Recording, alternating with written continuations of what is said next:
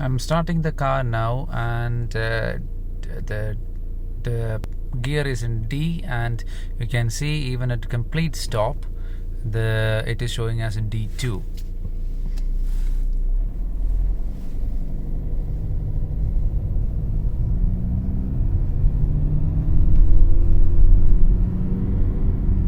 Now it has skipped D3 and it went to D4 straight away.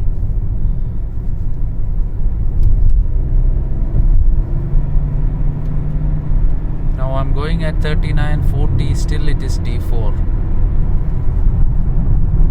Now I'm coming to a stop.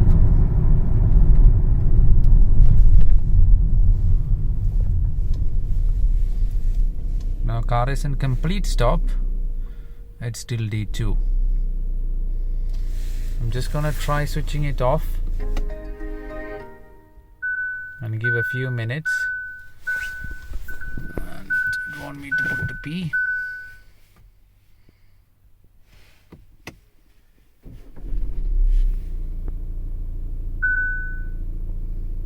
Now I switched it on.